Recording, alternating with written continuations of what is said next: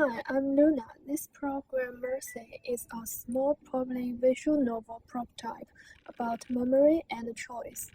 You play a memory agent, talk with an assistant, explore, check clues, and your choice push the story towards different endings.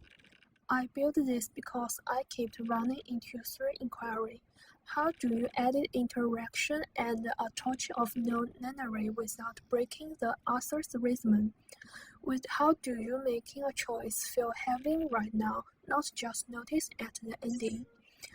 And memory sounds abstract. How do we make it something you can see and hear? Early on, I took these simple ways. I added some timelines. If you make a choice, the game reacts in small ways right away. Maybe an icon shifts, maybe an line delivery tilts a little. I use color, shapes, cracks, and fading, so I can see less and let the screen see more. In the middle term, I find that interaction must serve narrative, and treat exploring level as a search of evidence, sandwiched between dialogues as a breathing point. It used to various use check who said what, when, and where, and then go back to the main line. The NPC assistant no longer uses system pop-ups, but acts as a teammate to talk you, help you summarize, and give some hints without getting out of story. When it comes to making a choice, I no longer write this will affect the ending. Instead, through the change in the visual and interactions, you can see the direction change yourself. In the field of game research and reaction, narrative games have always been a powerful medium for expressing emotional issues and ethical dilemmas.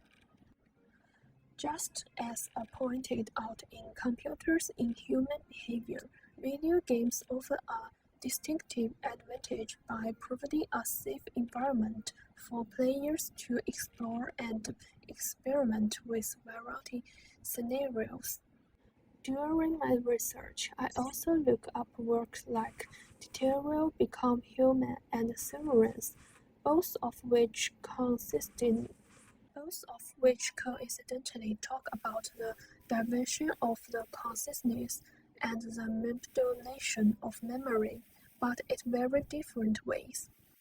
For instance, the detail there is immediately feedback after a choice is made, and the fate of the character will also quickly reflect the player's decisions.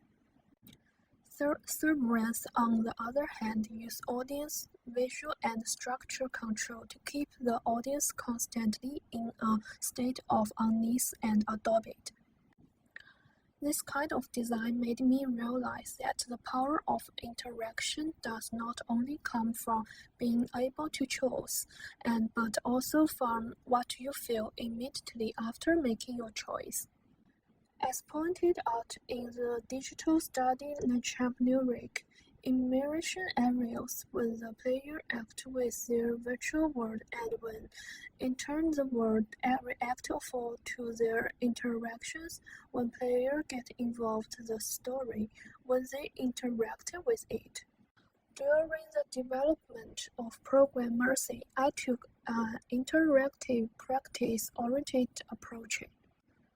Through the circle of design, test, evaluation, redesign, the prototype is constantly tested in small steps. Focus on the combination of the core narrative first, and then gradually expand the interaction mechanics and visual presentation. Through the intergame process, I paid particular attention to the combination of narrative and interaction. Every choice made by player will bring some substantial change in the plot, not just different birth ending, but allowing players to feel the impact taking place right away. To ensure that both the subjective and objective paths of choice hold true, I spent a considerable amount of time adjusting the logical direction and feedback methods, hoping that each choice would carry emotions and leave a lasting impression. So for me, this is not just an experiment for developing a game project, but also an exploration for a game-field narrative.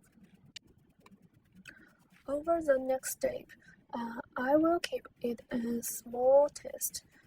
I will post a demo in each and was a short survey, focus on an online playtest and feedback.